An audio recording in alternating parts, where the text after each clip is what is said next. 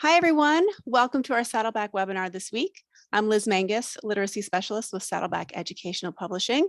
And this is our weekly webinar a couple of days early this week. So thanks for joining us. And I guess I don't want to use the word pivot because I know that's a weird word we want to retire in 2022 from, we talked about that last week's webinar. But thank you for being flexible and joining us on a Tuesday instead of a Thursday. As you are logging in, please find your control bar at the bottom of your web browser window. We want you to chat with us today, so please make sure that in the little drop down on the chat icon, you choose everyone. That will allow everyone who is participating today to see your comments. So that's very important. You can go there right now and take care of that. If you have questions for us today, you can put those in the Q&A area and we will get to those as we can. And if you would like to take advantage of subtitles, please select Live Transcript and then click on Show Subtitle. We are on Twitter, Saddleback, and our presenter today, Carly's here, everybody. Carly Spina, she is on Twitter as well. So make sure you say hello, let everybody know that you are joining us today. And even if you're catching the recording later on, go ahead to Twitter, let everybody know you watched the recording. This is going to be a great session just around Carly's new book, one of the chapters of your new book, right? And just some other obviously relevant things, lots of things to talk about, lots of things going on in the world today that we can address. So we'll get started right at 3 o'clock Eastern time. How are you, Carly? I'm doing well. The sun is shining here in the Chicago area and we've got some blue sky today, so that feels good. That definitely feels good, especially at this time of year. It just started raining where I am, so not so lucky when it comes to that today. But if everyone could go to the chat, make sure you select everyone from the drop down and say hello. Let us know where you're joining us from. We've got Virginia, Ecuador. Vivian is here joining us. Welcome. Hi, Sherry. How are you? Some people are still logging in. It's a little bit early. And again, this is a Tuesday, not a Thursday. Some people are probably thrown off their game a little bit. Hi, Barbara from Cleveland. Thanks for joining us. Awesome. So Carly, you're in the Chicago area. Yeah, Chicagoland suburbs. I'm almost all the way up in Wisconsin, to be honest. I'm like really pretty close. Okay. To the border up here. Yeah. Yep. So we have been hit with some cold weather, and it happens every year, but it still kind of takes my breath away every time. Yeah, it takes you by surprise, even though yes. you know it's going to happen, but when it happens, you're like, Yes, like when you walk outside, the air hurts your face, like your skin just hurts. Oh, goodness. Sherry is joining us from BC, so she got the day off. So good for you having the day off. I know you had some other things to take care of today, but we're glad that you're able to join us today. All right, so our topic today is moving beyond for multilingual learners. And specifically, we're going to talk beyond inspiration, which I know that's one of the chapters in your book, but this is about more than, just your book. There's a lot to talk about. It's the hard times continue, but we're here to have a nice professional conversation and connect and feel good and talk about what we can do. So if you don't know who Carly is, I have a very brief bio that I can share with you. Won't go on for too long, but Carly is a multilingual education specialist. That's her new job title, right? So she has 15 years of experience in multilingual education, including service as an EL teacher, a third grade bilingual classroom teacher, and a district-wide multilingual instructional coach. She is currently a multilingual education specialist at the Illinois Resource Center, providing professional learning opportunities and technical assistance support to educators and leaders across the state and beyond. She enjoys connecting with other educators and leaders across the country and beyond, and is an active member of the multilingual education professional learning community, very active on Twitter. We love it so much. Her new book, by the way, is called Moving Beyond for Multilingual Learners, Innovative Supports for Linguistically Diverse Students. Thank you so much, Carly, for being here and for taking the time to put together this webinar. So I'm going to let you take it from here. Awesome. Sounds great. Thank you so much, Liz. I'm so excited to see so many friends in the chat. I am really, really thankful for the time that we have together today. So I'm going to go ahead and get my screen up and running here. It might not be a surprise to you, but I do have some pink going on in my screen today. That's like my signature color. It brings me such joy and happiness. So I love my pink. So I am super, super excited to be here with you all today. And I'd love to get some chat, some words flowing in the chat. So right now I'd love for you to choose one of the two prompts that are on the screen. Who inspires you and why? Or another prompt that you might answer instead is there a place? Is there a place that feels inspiring to you? Maybe a river near your home, or a basketball court, or a park, or the Eiffel Tower, or something cool like that. So I want you to leave it in the chat. Who inspires you and why? Or is there a place where you feel inspired? And I love questions like this because it kind of helps us kind of hone in on this idea, this big idea of inspiration. So it looks like we've got some great ideas flowing in the chat already. Wonderful. Oh, so a student, Sherry's sharing that a student who is currently 10 years old is inspiring to her. I love that. On the lake, yes, being on the lake. I love being by water, so I am totally with you.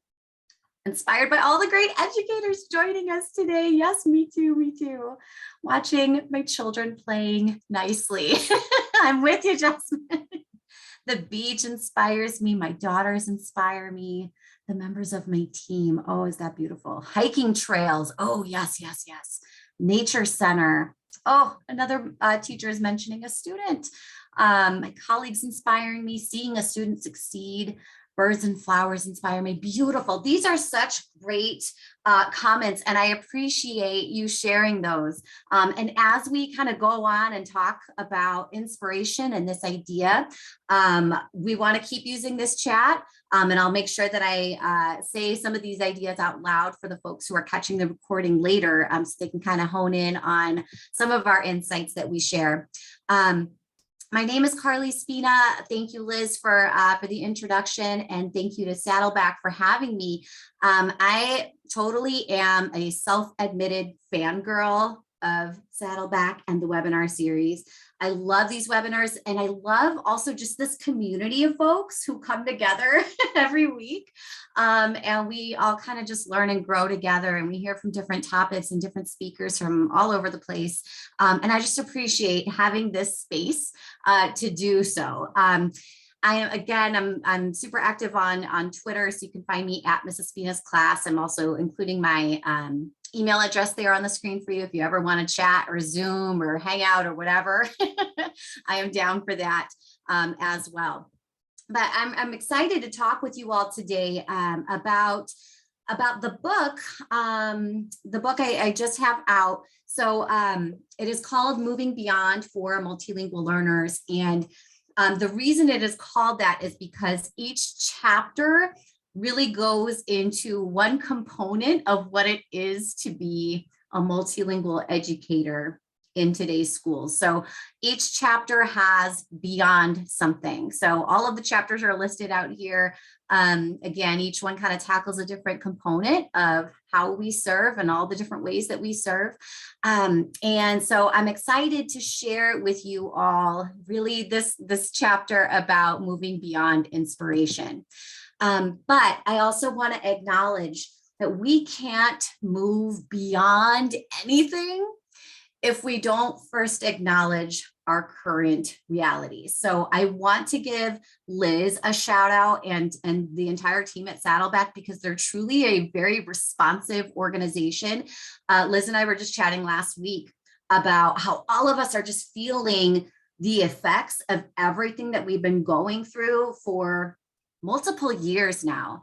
And many of us are even dealing with our own bouts of COVID or illness and isolation periods and the sub shortages and the stressors of caring for our loved ones who might have become sick recently.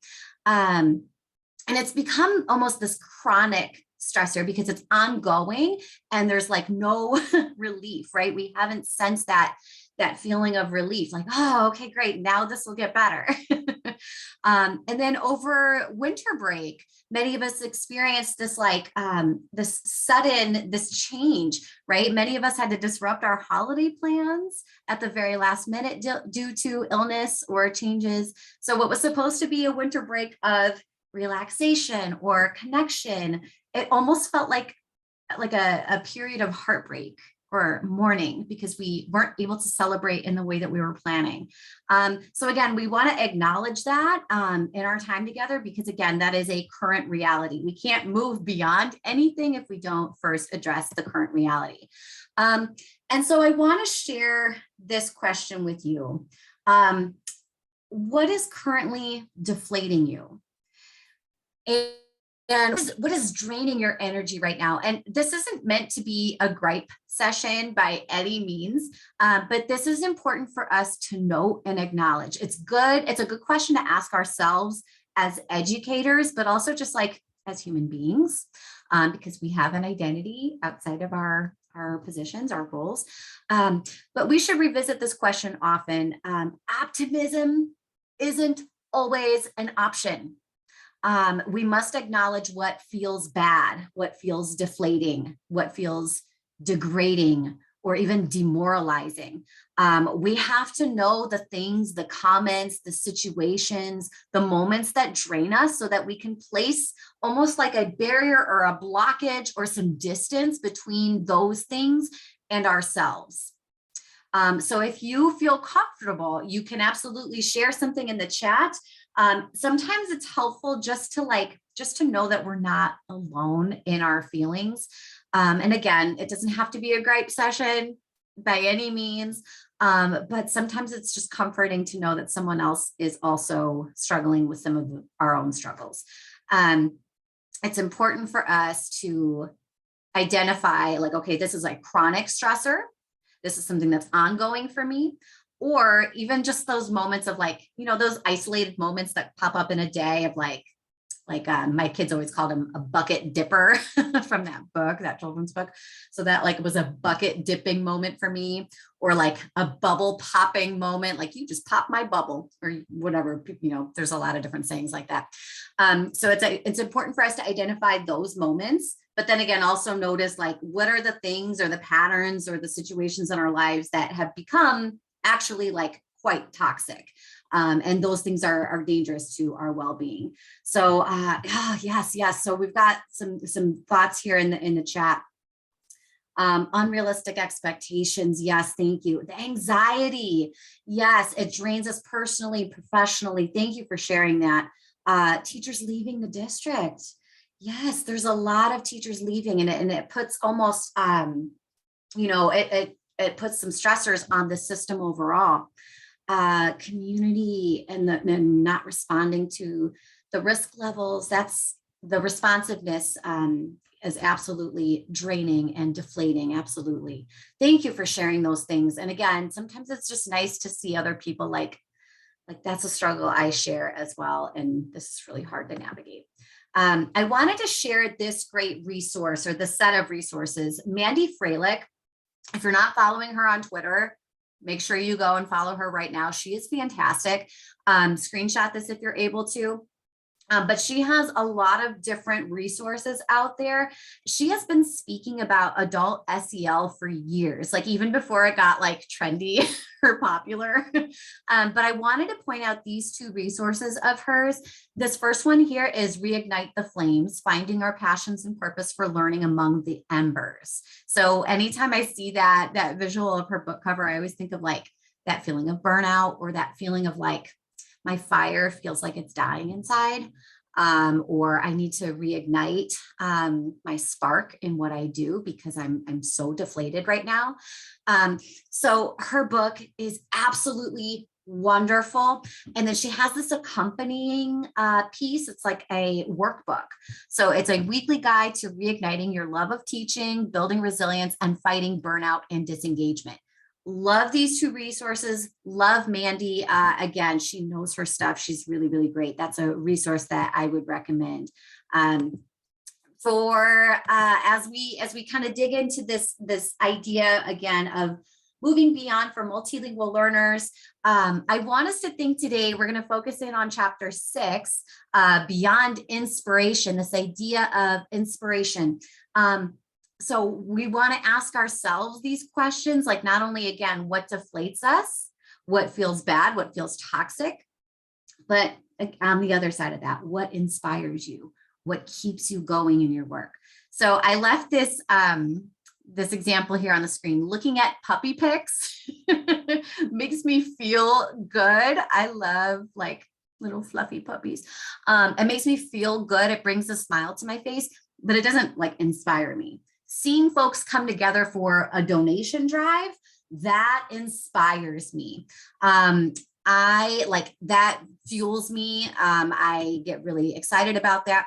So again, it's so important that we take note of the things, of the moments, of the people, of the situations that inspire us.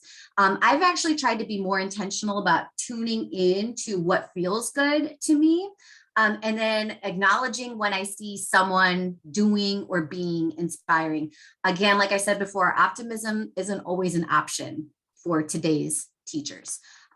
So again, it's important that we are strategic and intentional about identifying those things, tuning into those things, and then intentionally placing those things in our paths. I try to be intentional about saying it out loud when something good happens or when something feels good. So over winter break, I was able to read a non-professional book, and I was super jazzed about that. And so I said, wow, that book was great. I'm excited I got to read a book for fun. And then, so I went, I go online and I look up the author and I find out there's a book 2. And I was like, oh. So I say it out loud. I am so excited. There's a book 2. I get to spend more time with these characters. I'm super excited about it. And then I checked my library. They had it at the library, so I didn't even have to spend money. So again, I'm saying it out loud. I am so happy that this library has this. I don't have to buy anything. So again, that's one thing that I'm trying to do is just say it out loud. So I can kind of just announce it to the universe, like this feels good to me. This is a good moment for me. I feel happy about this. And again, these are good questions to ask our students, and ask them multiple times in multiple ways. What inspires one child obviously is not going to inspire another. And as we grow, our sources of inspiration change constantly, right? Like what inspires me during the summer might not inspire me during the winter. What inspires me during moments of grief might not be, something that I experience, year round or long term. So it's important for us to identify those things. So that's number one.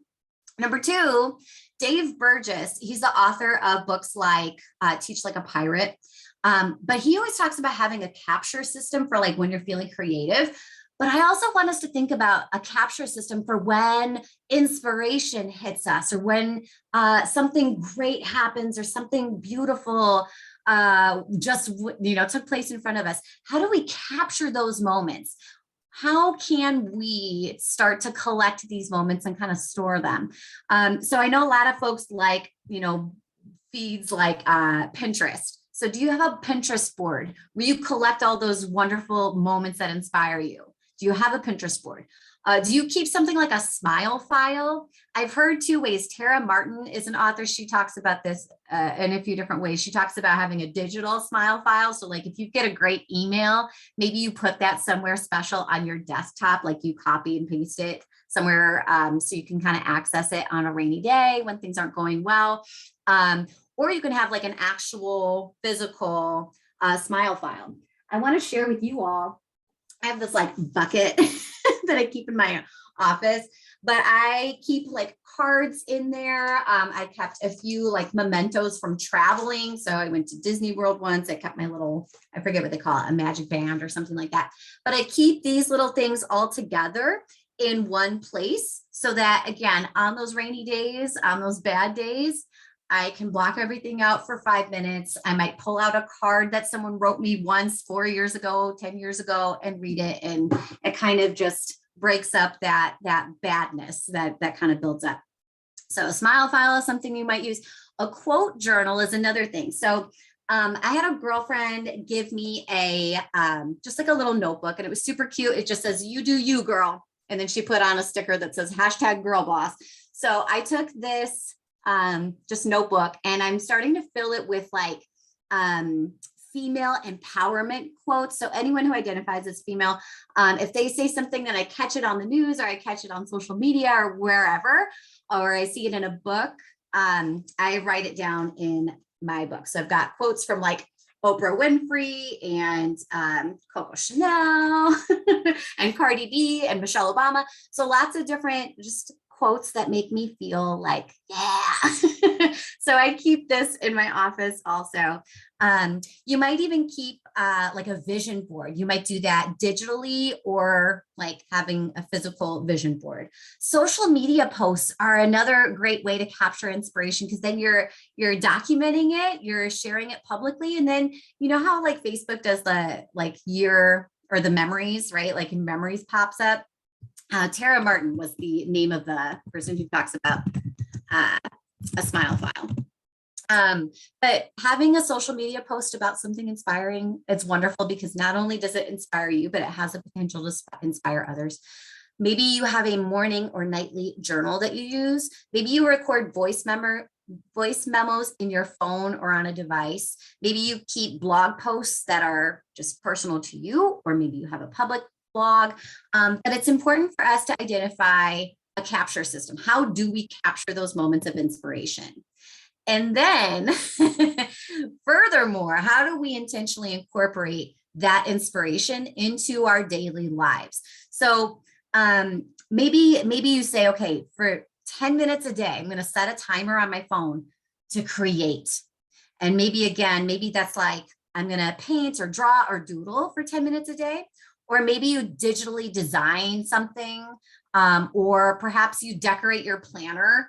I love Happy Planner stuff. It's like a spiral planner, but they come with like all kinds of accessories. So I love playing with stickers, and I use stickers to decorate my planner. That inspires me. I love color and stuff like that. So I create with my planner. That's my jam. Or maybe it's like styling a shelf in your townhouse or in your apartment. So think about 10 minutes to create as a human being, not as a teacher, but as a human being.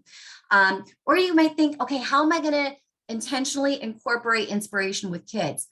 Am I going to designate 10 minutes every week with students to reflect on things that have inspired them recently, or ways that they have inspired each other, or something they learned this week, or a speaker that they heard from this week that inspired them? What about our commute? How do we use our commute to and from work to inspire us? Maybe you have a podcast that you really connect with, or perhaps you say, okay, for this whole week, my commute to work, I'm just going to turn off the music altogether. And I'm going to use that as quiet time just to get my mental space organized, thinking about that. How are we using our commute to intentionally incorporate inspiration? Sharing our inspiration with others, that's again another thing for us to think about, being intentional about. Again, keeping visuals or reminders present. So if you have like a visual thing, or like keeping a memento from a vacation or a poster or something like that, a quote, where do you keep it? Do you keep it somewhere on your desktop or on your laptop, like on a sticky note? Having a visual or something permanent in your space can just kind of help you.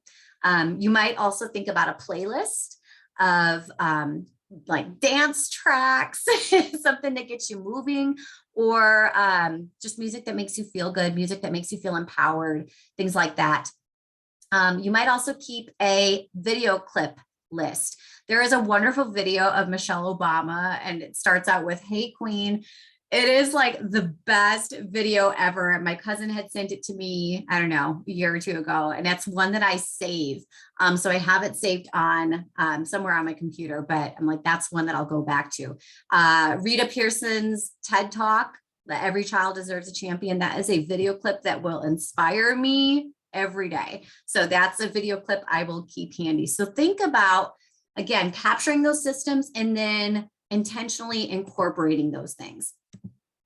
When we seek to empower our students, and then we're going to share a lot of examples today, we may also unintentionally inspire ourselves. So this is a well worth our time thing to explore.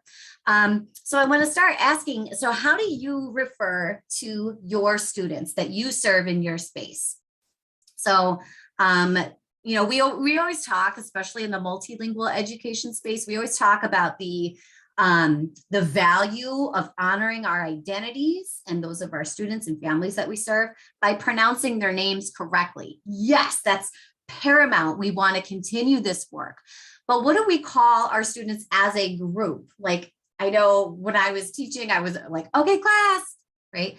Aside from okay, class, what do we call our students? I started to ask my third graders, what should we call each other? Or what should I call you? Do we call them scholars? Do we call them future leaders of the world? Do we call them just students? I liked asking my class throughout the year. One year I had a group of students that said they want to be called the patitos. Not los patitos, but the patitos, because it incorporated English and Spanish. And that just means the little ducklings. And they wanted to be the patitos. Later on, during that same school year, they switched to they wanted to be called future presidents. So I'd say, okay, future presidents, this is what we're going to be working on now. And that's how I would get their attention. What they called each other was also cool too. I loved hearing students refer to each other as my teammate. So they'd, oh, my teammate Carla said, ba, ba, ba, ba, ba. So I loved having them refer to each other as teammates, but I never, you know, it wasn't saying like, okay, I'm going to tell you all to call each other teammates. They just came up with it on their own, but we had a good discussion about it. I had one group of students that was really insistent on using the word colleagues because they heard me use the word colleagues to describe a teammate that I had, another teacher that I worked with. And so they're like, oh, if you have colleagues, we have colleagues too, because we work together. And I was like, okay, great. And so they wanted to be called like, oh, my colleague Carla said, blah, blah, blah. One teacher that I worked with, we were teaching remotely together last year. She would call out students individually. So she would say like, for this question, I'm going to call on my soccer loving, athletic, kind superhero friend, Marvin, to answer this question.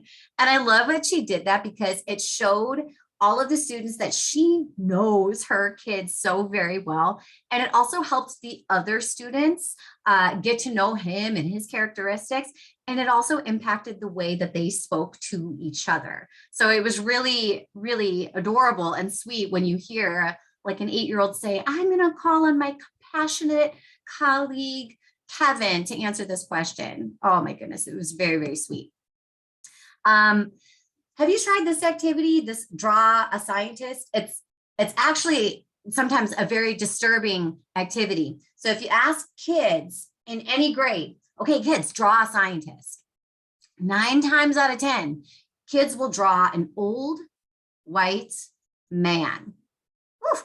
Kids as old as middle school will continue to draw old white men. And this is so dangerous and we have to disrupt this. So science, right, is everywhere. I will say, friends, like science is not my passion. It's not my life, but I certainly have an appreciation for it. What does a scientist do? What languages do they speak? Who do they help? What problems do they solve, right? Look at inventors and scientists from across the world. I attended a presentation in Ohio several years ago where the president of the COSI Museum led a keynote about how all the latest and greatest tech innovations were designed by immigrants or people of color, folks of all ages and backgrounds around the world. And he asked us as an audience of educators, why aren't we teaching our kids about these folks? If you take a look here, these here were the scientists that I got to work with. This is my 3rd grade class. You'll notice each student has a lab coat on. We were able to provide that to them based on social media. I'll share more on that in a little bit. But take a look. Every time we started science class, each student pulled out a lab coat that was specifically ordered for them. Sometimes they would choose to wear goggles if they wanted to. Even if we were just like reading about science that day, they were like, I'm going to go for the goggles today. We also had clipboards that they many times used. One girl even decided to bring in a pair of her mom's shoes, like her mom's fancy nice shoes, just to get really into character. And so we would like finish up our writing block and it'd say, all right, kids, we got to leave. I got to get to the lab. So I'll see you all in a bit. And everyone would kind of turn around and we'd all quietly put on our lab coats and sometimes our goggles, whatever we felt like that day. And then, they would do the same thing. And then I would turn around and say, oh, okay. Hello, everyone. I'm Doctora Spina. So glad to see you all today. We all had doctor names. One of my personal interests, I love manatees. So I decided I would be a doctor of marine biology and I would study marine biology. I would study manatees. So I had a scientist in the room who really enjoyed reading. And so she wanted to be a doctor of literature. And so when she wasn't in the lab with us, she was teaching at a local university. She was teaching literature. I had another doctor who was a doctor of mechanics. And you'll hear more about him in a little bit. But these scientists were so into it because they had those lab coats. They had that different frame of mind almost. They saw themselves differently. They acted in a different way. And they really transformed. And I'll never forget, there was one day I was like, all right, scientists, have a great day. I'll see you all, in the lab tomorrow. Have a great evening. And one little girl, she pulls out her wrist, she looks at her pretend watch and goes, ugh, now I gotta pick up the kids and start dinner. And it was so cute. It was so, so cute. So she was a working mama. She was a doctor. So we would put away our lab coats and save them for our next day of science. So thinking back again to that idea of draw a scientist, weeks later, after science, doing science this way with all of our doctors, I asked them again, can you draw a scientist? And they all drew themselves. They drew themselves. And that's what we want, right? We want them to see themselves as scientists. And so this student, she drew a picture here that you see on the screen. And she shared a little narrative here. She said, scientists are tall and short, boys and girls, whoever, young or old, some have pink hair. And I said, yep. And if you see here, this one here, that's a picture of me. I dyed my hair pink almost every October. And so it was about that time of year. But you'll notice all of these students here have lab coats on. Some are short and tall, male, female, all of the above. So I love that. That's exactly what we want to see. Again, students kind of taking on that identity as scientists, because that's who they are during their day, right? They do all kinds of things. As an adolescent myself, I loved making collages. I loved gathering a whole bunch of magazines, and I'd rip apart magazines and I'd do little things to hang up on the walls of my bedroom. When I was working in a middle school, we had this great after school club, and one of our sessions, actually a few of our sessions, were dedicated to creating vision boards, right? That the students could choose to make either physically with newspapers and things like that, or digitally. And it was really cool. Another cool thing you might hang on to right now, it's January 11th, something like that. Yeah.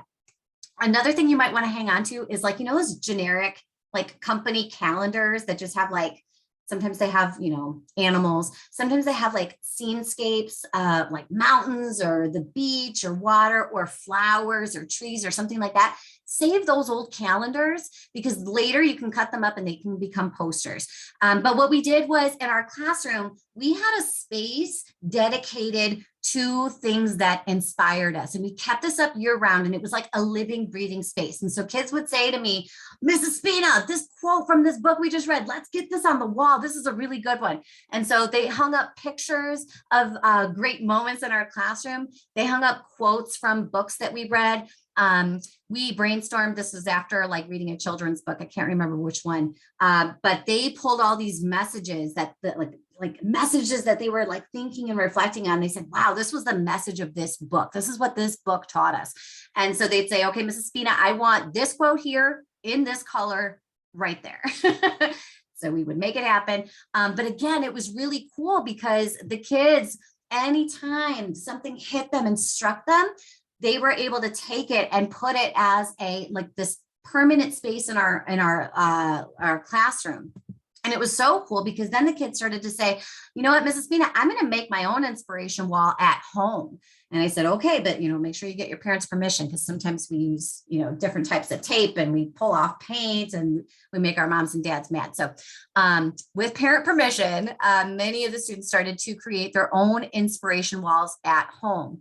So they included lots of different things, work that they were proud of from class, different things they received at school. You can see a few different college pennants here. I'm going to talk about that in a few minutes.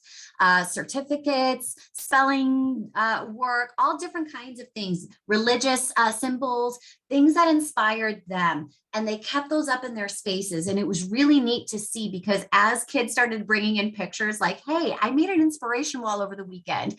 My little sister did it with me. My cousin was over. He's going to do one too.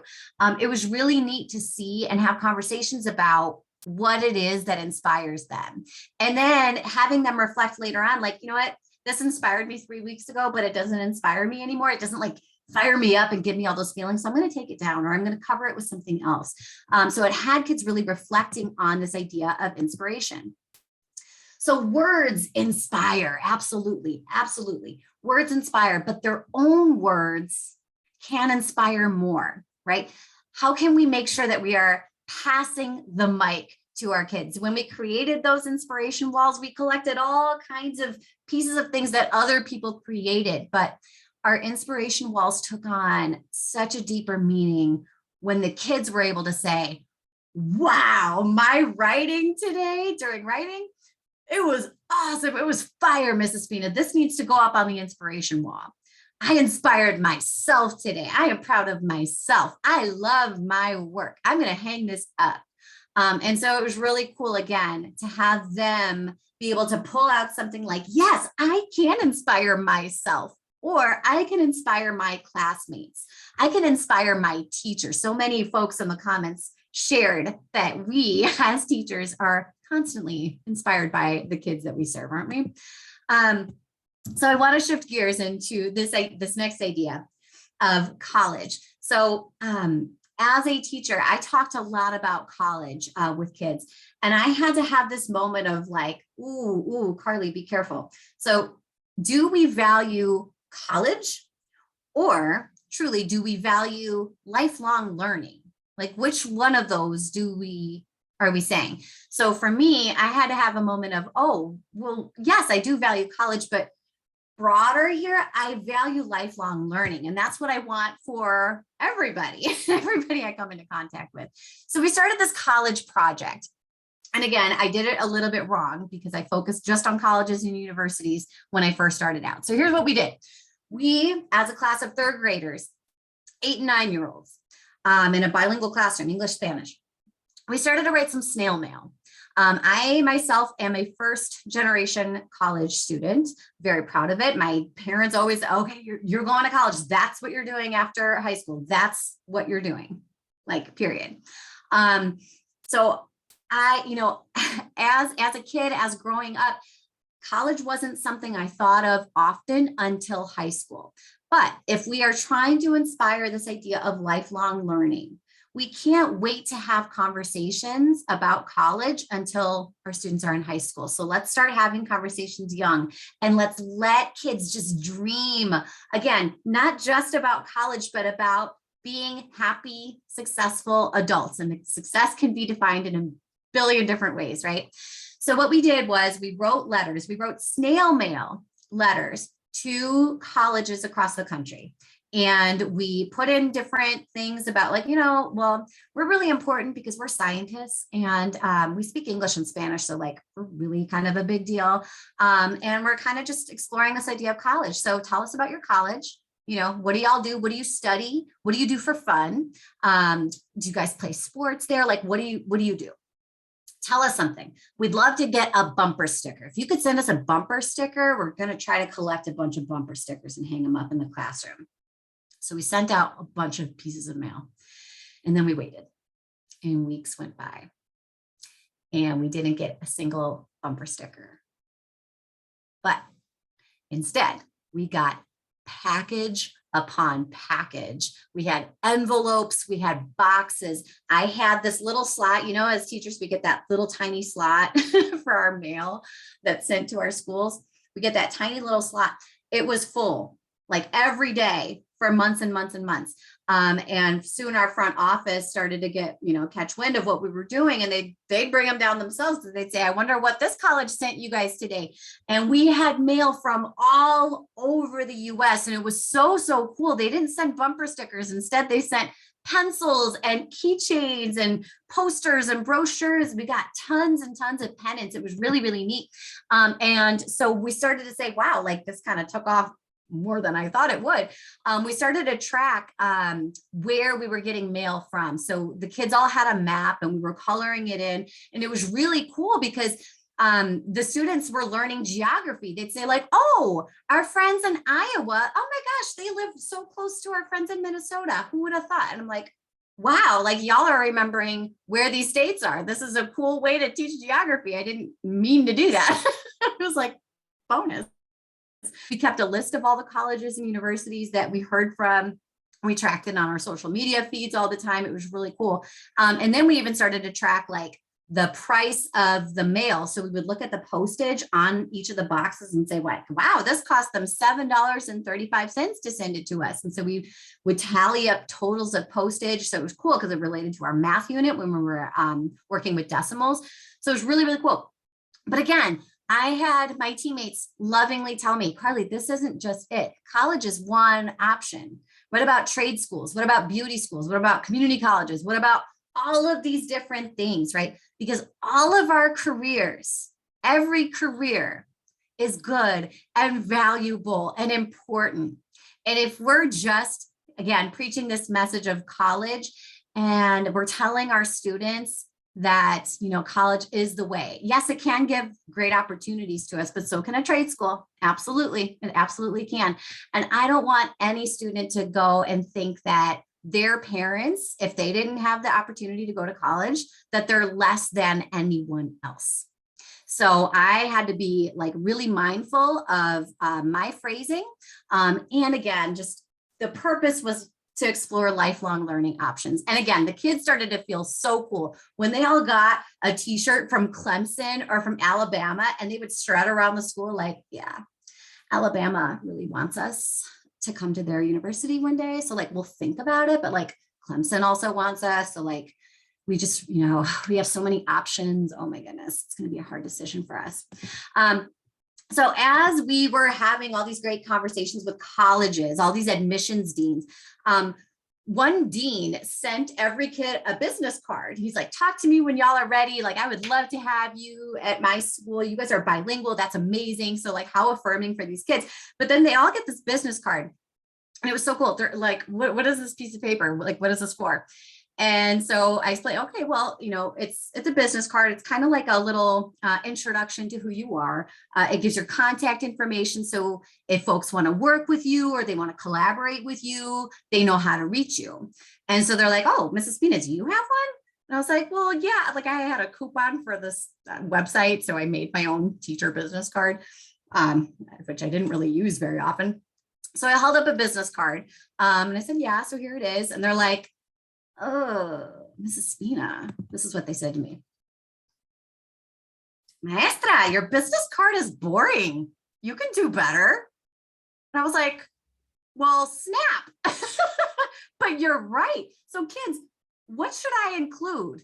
And they're like, well, Mrs. Spina, first of all, it needs to be pink. This is an introduction to who you are. You need to have a pink business card. And so I was like, all right, what else? And so then they said, you know what, you need to make sure that you share that you are bilingual, because that's so important, because the more, we always say in our class, the more languages you know, the more people you can help. And so they took apart my business card and they gave me some feedback and they made it much better. And I turned it into a nice pink business card that they helped me design. And so then we started collecting business cards. And as we studied planets, we contacted NASA. And as we studied music, we contacted the Chicago Symphony Orchestra. We were always seeking out all these experts around us. And so again, the students, they wanted to see their business cards. And so soon we collected over like 350 business cards. We learned about a zillion different careers and job titles. It was really neat. And then the kids were like, well, we need to make our own business cards because again, like Alabama wants us and Clemson wants us, like everyone wants us to go to their school. And like all these trade schools are like, recruiting us because we're so great. We need to make business cards. I was like, all right, great. So they made their own business cards. They started trading them at recess, like you would trade Pokemon cards. And then they said, you know what, Mrs. Peanut, like we should put all of our accomplishments on this business card. And I was like, oh, cool. But you know what, actually like a resume is like where you would list out all your accomplishments. And they're like, well, what's a resume?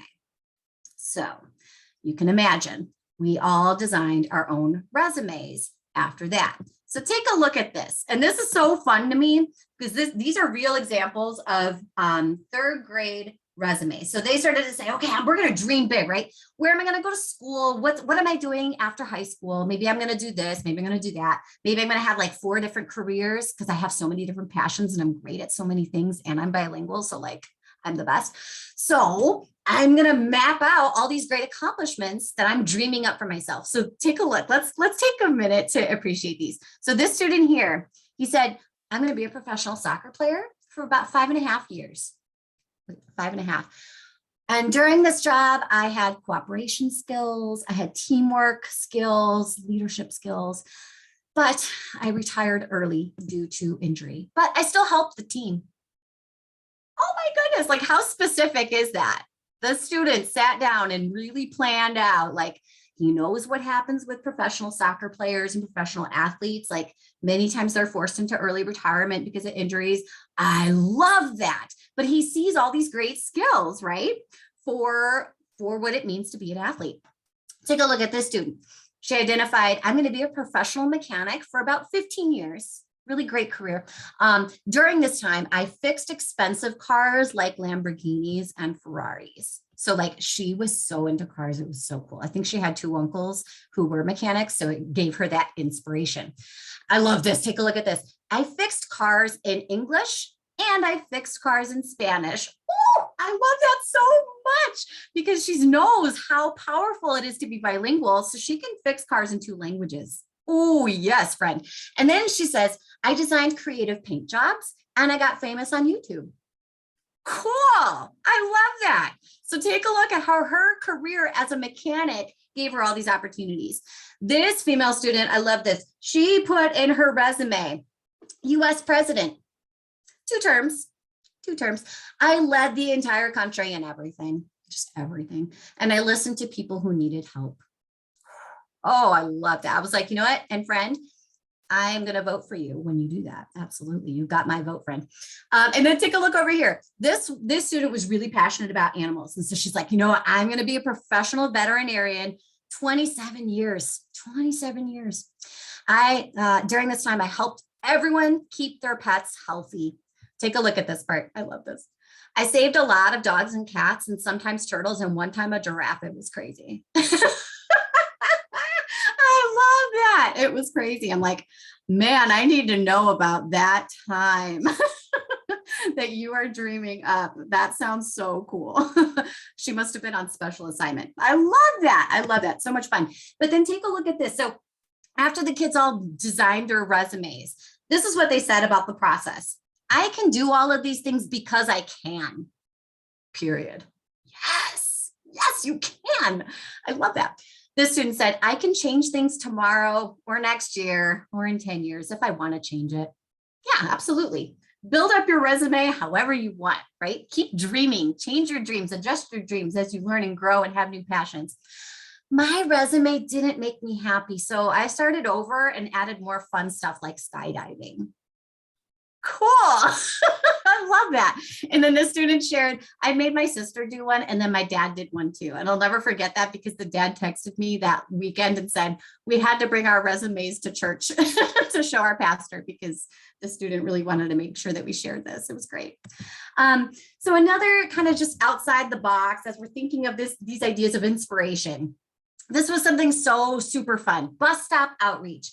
When we get into our kids' neighborhoods, when we leave our classrooms, such magic can happen. So surprise your kids. See if you can like rally a few teammates, colleagues to show up before school one day and meet kids at their bus stop. Bring a sign. You can see signs that all of these teachers made. I worked across 8 different campuses for a bit of time. And so this campus here, they were the Gators. That was their mascot. So they said, Gators rock. And they brought all these signs. But it was so cool. We brought like donut holes and Dixie cups of orange juice. We brought our smiles. We brought signs. But watch, like take a look at this because just seeing these pictures, it brings me such joy and such inspiration. Watch as your teammates inspire each other. Be inspired yourself as you look across and see all these teachers who are willing to wake up early and get to the bus stops with you to do this just in the name of making kids smile. Ask for donations. Ask for like the local donut shop. Say like, hey, we're trying to do this thing. Can you give us some free donuts? Like they want that publicity too. And you can give them like a shout out on social media. So like, hey, this great community, you know, this great bakery donated some donut holes so that we could make this happen. Really, really cool idea. And again, very inspiring to see when teammates can come together to make kids happy and bring them joy. And it was so cool for the parents too, as they came out of their apartments and homes and saw all these teachers there, just like on a random Tuesday, like very, very cool. Very cool. Another cool thing that you might try is this idea of teacher buddies. So as a teacher, again, we're always looking for ways to engage students with like authentic learning experiences. I've done like dialogue journals with kids, which is awesome. It's basically like a traveling notebook that bounces back and forth between a teacher and a student. It's a lot of fun, but it can be a lot, especially if we have larger caseloads, right? Larger class sizes. One year we read a book in class about characters who had pen pals, and the kids were like, well, what is a pen pal? So I decided to see if anyone across the school building would be interested in being a pen pal with a student that I had in my class. And I asked, you know, just 1 letter per month would be like the commitment. And so I printed out all the student names that I had. I had like a 1 or 2 sentence bio about each kid. And then I left a space open for a teacher to sign up for them, to be their pen pal, to be their teacher buddy. And I left it in the teacher's lounge and I sent in all staff emails. I was like, hey, if anyone wants to, you know, it's great for writing development and, you know, all those great things that we talk about as language teachers. And in one day, the list was full of names. And I was just floored. I was so inspired. And then the kids were so excited to see that they were chosen by an adult in the school. They wrote back and forth every month. I would just like send reminders to the teachers like, hey, you know, make sure your letter is due by the end of this month. And then I waited till all the letters were in and then I delivered them to the kids. And we could start each month with this note, this letter from their teacher buddy. But you should have seen the way the kids lit up when we were walking around the hall and they saw their teacher buddy walk by. They'd be like, that's my teacher buddy. They were so excited and so proud of them. And many times, again, the teacher buddy would let me know to look out for something like, hey, you might want to check on this person because they wrote about, like, they were really upset about an argument that they had with their cousin. So you might want to check in. So it was so cool. It was cool for me.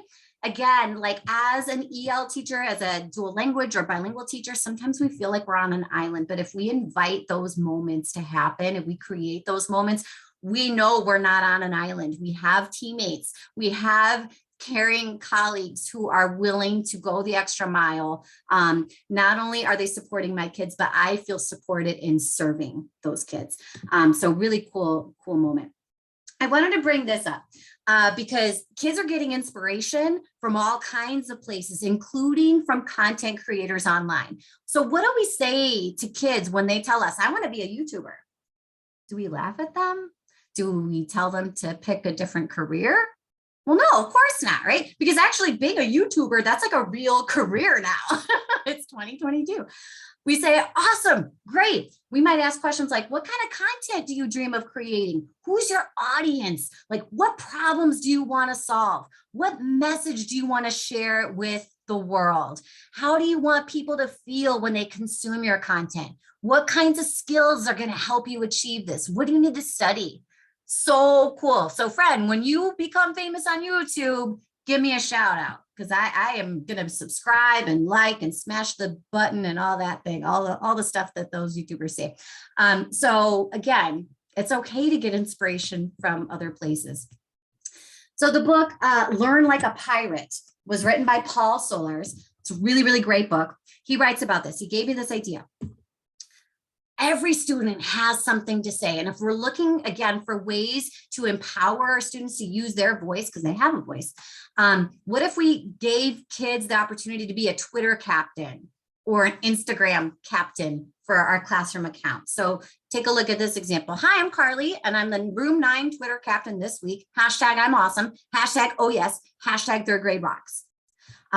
Really, really cool. I had kids tweeting all kinds of things. Like sometimes they would just take a picture of a cool stick they found at recess, or sometimes they were like, no, I'm going to send a message to a professional wrestler because it's cool. Or I'm going to give my colleague, Carla, a shout out because she did something really cool in math today and I'm so proud of her. So the kids were saying all kinds of cool things and they were learning all these digital citizenship skills. So again, I had to move beyond that idea of being their voice. They already have a voice. Like I need to pass them the mic. So the cool thing about having classroom social media accounts is like you are instantly connected to this authentic global audience. So the NFL, that's somebody we reached out to because the scientists that I worked with, we felt really passionate about a concussion protocol that we read about in an article. And so they were like, we need to send this to the commissioner, Mrs. Spina, like he needs to see this work. So we did. We also contacted again, like pro wrestlers because they're cool. That's it. There was no like other reason. It was just because they were cool. We talked to countless authors with questions, ideas, photos, and sketch notes. It was really, really cool. One time we even contacted this man here because we were studying figurative language and we looked at the lyrics to all of the songs in Moana. And so we're like, oh, who wrote these words? Oh, Lin-Manuel Miranda. So we're like, well, we should tweet him and show him what we're doing. So we took a video, we posted it on Twitter and he retweeted it and he saw it. And he did the crying face emoji. Thanks, Mrs. Spina. Thanks, kids. And again, the kids were like, so was viral, maestra. They were so excited. They were super, super excited. Okay, yes.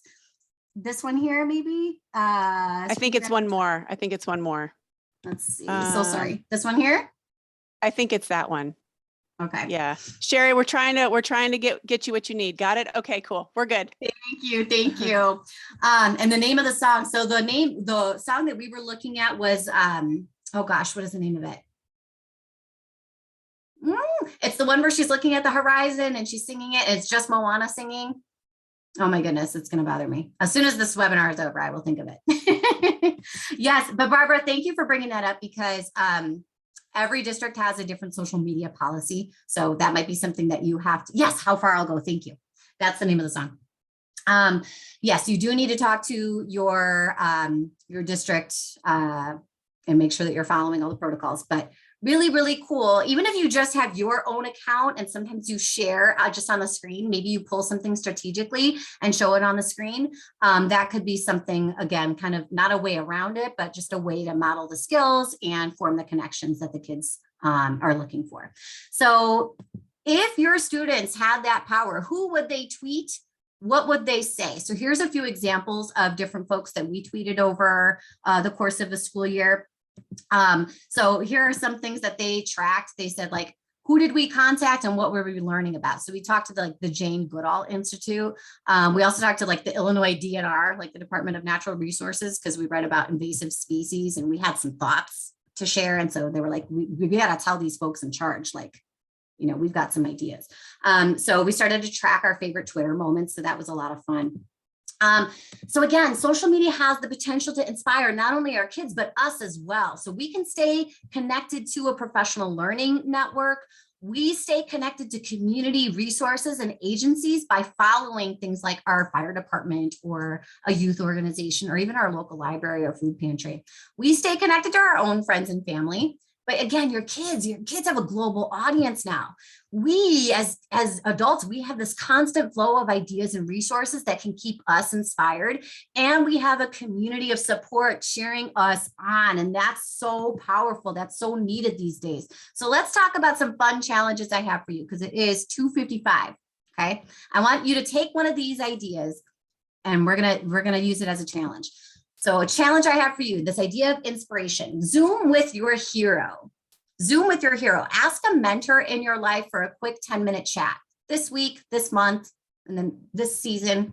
See if you can Zoom with a hero that you have. It could be someone you already know and you're attached to, or it could be someone like who's like, you might say like, oh no, like I could never talk to that author. No, like slide into their DMs.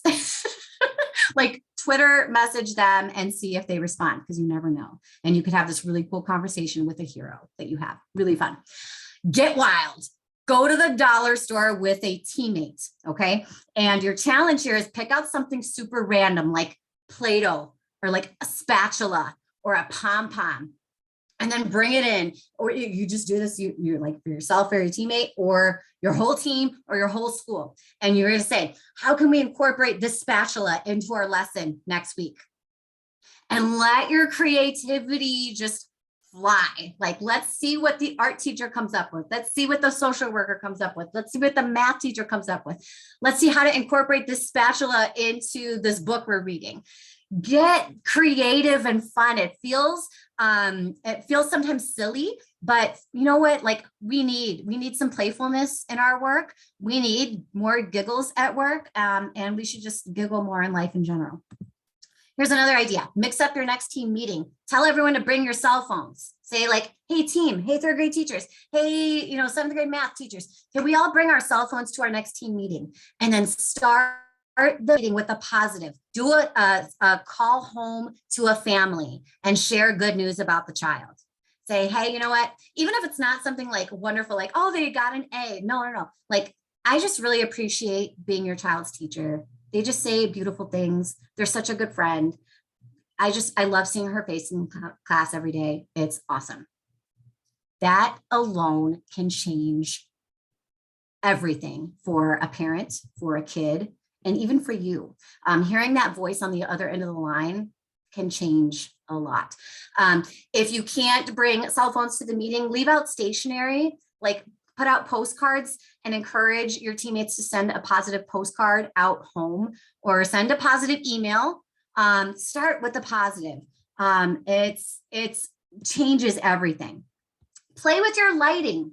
Either in your workspace, in your office or your classroom, play with your lighting, do candles or do like one of those like fireplace, like YouTube things, like put it on the screen or go outside for 3 minutes. Changing the lighting can influence the mood. So that's a really fun, easy challenge that can give us some inspiration or change the mood, change the tone. Break your routine. This is another one.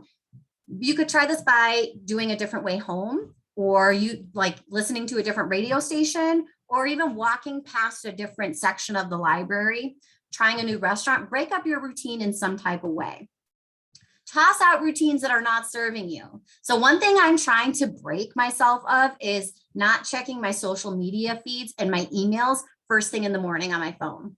So that's a habit I'm trying to break because it's not a routine that serves me. So I'm like, okay, I'm going to try something else. I'm going to keep a piece of paper and a pen on my nightstand, and I'm going to write first thing in the morning. So that's what I'm going to try. That's my challenge for myself. With your feeds, your social media feeds, maybe you want to unfollow some folks, or you want to unsubscribe from things in your inbox, or you want to mute or snooze someone for 30 days. The other person will never even know. So if someone's already always posting stuff that kind of drags you down, like hide it from your feed. You don't need that in your life. We have enough negativity in life. Volunteer. I enjoy volunteering. I foster puppies. I sometimes will do some time slots at the food pantry. I enjoy like organizing toy drives or clothing drives.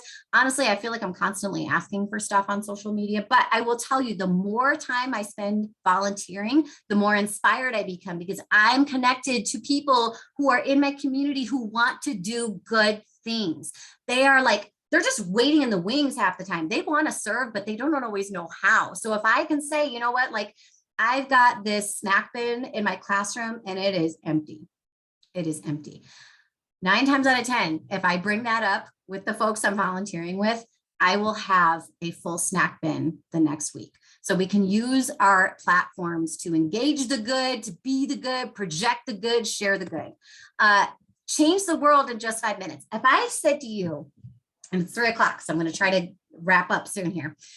If I said to you, I have this magic wand here, and I'm going to grant you 5 additional minutes in your day. But within those 5 minutes, you have to change the world. You have to change the world in some way. How would you change the world? What would you do? Some kids came up with some ideas. Maybe they would play soccer because soccer brings joy to other people. So they would play soccer for 5 minutes. They would help others in some way. They would hug their families. That's how they would change the world in 5 minutes. They would be a gentleman. They would pull out a chair for their mom. Would you call a friend with those 5 minutes? Would you push carts in the Target parking lot? Would you write a letter to a congresswoman? Would you post a happy message to a friend online? Would you send an all staff email highlighting the efforts of a colleague? Would you do a good news phone call of the day? Would you go for a longer walk with your dog? How would you use those 5 minutes? And now, friends, take those 5 minutes. I don't have a magic wand, I'm sorry, but look at your scope of your week. Try to find 5 minutes to change the world. Try it. You might ask your students, how can we inspire people in our school building today? The kids came up with this idea to create quote cards and put them on the teachers' windshields so that after school they would see it and they would leave with some inspiration. They also had the idea to pass out carnations. So they came up with, we did this collaborative writing exercise where we crafted this anonymous note and we walked around the building and put carnations in mailboxes and on desks. And it was really fun. Another idea the kids had was our bus drivers. Right now we have lots of bus driver shortages. Oh my goodness. So the kids decided to use a cute picture and this note, and they brought them to their bus drivers one day. Snail mail can be such a blessing to folks. Think about like nursing home residents, fire department, local hospitals, the local library, folks in the village hall. Like share a joke or a quote or a picture and just sign it. Like, this is from your 3rd grade friend. And that's it. And you never know. Something sweet they can hang on their wall. You never know. This could strike up a new friendship with you and an agency in your community. And in our line of work, we need more friends and partners and allies in our work. Another thing we did was we had this mantra, and the kids designed this mantra collaboratively.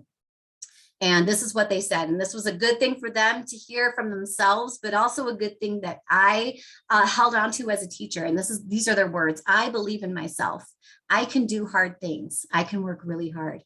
I keep going when things are tough. I can get help when I need it. My teachers believe in me. They love me and care about me. I am important. I am loved. I will do amazing things. And the kids, anytime we had visitors come in, they're like, hey, we need to share with you our mantra because like we're really important and this is great. And we want to share it with you and we're really proud of it. So they would share it. We had some musicians come in once to talk to us about creating, and they were showing us the recording equipment. It was really, really cool. But the speakers were so inspired by the kids' words that they said, you know what? We know someone who has a clothing line in Texas. We're going to tell them about this mantra. And they told them about it. And the folks at Dirty Laundry Clothing Company, they said, we're going to put this on a t-shirt. And they sent every child a t-shirt with their words on it. It was so amazing. And so I would also say dream out loud whenever possible. And it's always possible. And a bonus, it's fun to do with strangers. You know what I've always wanted to do? If we had funding, we should totally do this. Wouldn't it be cool if dream out loud with strangers? Our kids deserve a network of support all around them. When we get to that point in the year where we're starting to test, and many of us are in that space right now, when those instructional posters have to come down, I dread it every year because the room looks empty and sad. But over the course of the year, our students make friends with lots of different folks. We made a lot of friends over the year, from the fire department to friends across the state or in different colleges, or engineers or civil rights leaders or authors or former teachers that they had, folks at the library. We have all these friends. So every year I try to send out an email about 3 weeks out from testing and said, hey friends, can you take a picture of yourself like a selfie, holding up an encouraging sign? And I hung these from the ceiling. And when the kids walked in for their first day of state testing, they didn't see empty walls, an empty classroom. They found their network of support cheering them on. They found all the smiles from their friends. They found positivity. They found love. They found inspiration. And friends, you deserve this as well, because as a teacher, I didn't just see this as a blessing for my kids. Every picture I received was a blessing for me, that I wasn't doing this work alone. So the book is out. I explored this idea of inspiration and lots of other things. So the book is here, it's on Amazon, but I want to share with you the book giveaway. So I'm giving away 2 copies this week. So there's 2 different ways to win. You can tweet one takeaway from today's session and tag me so I can see it at Mrs. Spina's class. So that's one way. But if you're not on Twitter, that's okay. Email me one thing that inspires you. There's my email address. Email me one thing that inspires you. Could be a person, a place, a situation, a moment, a video, anything at all. What inspires you? So there's 2 different ways to win. You can do both if you want. And then winners will be notified this Friday. I want to leave it open all week because I know folks are catching the recording later on. So that is there for you. So friends, thank you so much. I hope that you had some ideas from this session. This idea of inspiration, again, kind of changes as we go throughout our year, but keep loving your students. They need you. We need each other. Let's move beyond for our multilingual learners. There's all my information there. I would love to chat anytime. Thank you all so much for your time today. So many great ideas, Carly, and as you can see, you're getting a lot of love in the chat because this was so many great ideas and very, very inspiring. Normally I do take screen share right now to show what's coming up next week, and I will do that in a minute, but I'm going to leave this last slide up here for another few seconds or so everybody can get your email address and Twitter handle so they can enter the book giveaway. So go ahead, take your screenshots of this information so you can enter the book giveaway either through Twitter or via email. You definitely don't want to miss your chance to get your hands on this book. So we do have a couple of minutes left over for questions. I know a lot of people, it's the end of the school day, so they have to move along, and that's okay. But there were a few sort of interesting comments in the chat that I wanted to come back to at the end. And I also wanted to mention, when you were talking about your tweet with Lin-Manuel Miranda and Moana, I'm sure everybody knows that he wrote 8 songs for the latest Disney movie, Encanto. Yes, so which is a huge hit in this house. So if you want to do the same activity with a newer movie, that's the one. Just little plug for that because that one's super popular in my house. Okay, let me let everybody know what's going on next week. So next week's webinar, we will return to our Thursday webinar sessions. And this one is interesting. I know many of you are aware of the 7 steps to a language-rich classroom, 7 steps to a language-rich foreign language classroom that Anna Mattis from Sidelitz authored. This one is 7 steps to a language-rich ASL classroom, ASL meaning American Sign Language. So a lot of us don't often think of that as a language, but ladies and gentlemen, this is a language. And a lot of our students, a lot of our hearing students are actually trying to learn this language because it is so widely needed and such a useful skill to have. So how do we apply these language learning strategies to a language like ASL? Well, we'll discuss that next week with Anna Mattis and Bethany Davis and Daphne Manning, who are ASL teachers. So they're going to share what it's been like in their classrooms. So with that, let me just circle back to a question. Carly, I'm not sure that you muted yourself, which you probably knew you did that, but I wasn't sure. Okay. A couple of comments from the chat. And I hear this a lot. When you were talking about college and your students investigating college, there are a lot of situations where the admin of a campus is very much like we need to have the college conversation all the time and really push the 4-year institution of learning, and that means of like post-high school education. I think our webinar attendees today definitely identified with everything you were saying, but some of them are in situations where they are to prioritize the college conversation. So how do you strike that balance if you are in a building where the expectation is that you prioritize college in your conversations of life goals? Yes, yes. And I'm glad that folks are having these conversations because it is important. Again, like when our administration is telling us one thing or like we really got to push this, um, it's good to say, okay, thank you. I understand the purpose, right? The purpose again is to dream big and to look for more opportunities that will help serve our students better, right? And so having conversations with our admin about like, again, what is the purpose? Okay, the purpose again is to love lifelong learning and value lifelong learning. Great. I will take this idea of college, but I'm also going to add on and supplement it with other options because again, and you might want to share with the administration too, like we don't want to give any family that we serve any type of message that says that they're not as valuable because they did not attend college. Like if you know, and people have said lots of different things. And when I bring it up and make it personal and say, well, my father didn't go to college, are you saying he's not successful?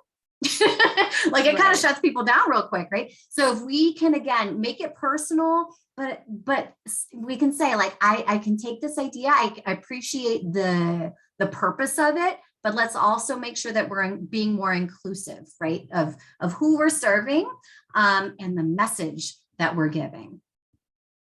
Thank you for addressing that. I think it's really important to acknowledge that and address that. And one more question I wanted to ask, and this is, I don't think this came from the chat. I think this is a Liz question. Your teacher buddy activity, do you see that working at the middle school level? I kind of think it would. Yes, it would. It would. So I have a middle schooler at home and he's super, super shy. Like if you try to engage him in conversation, like he's one of those guys that are like, how was your day? And he's like, fine. Like, what'd you learn? Nothing. Like one word answers. But when you're giving them that chance to like write and it's super personal and it's not going anywhere, it's not getting posted anywhere, right? But it's just personal. Maybe it's through email or maybe it's handwritten notes.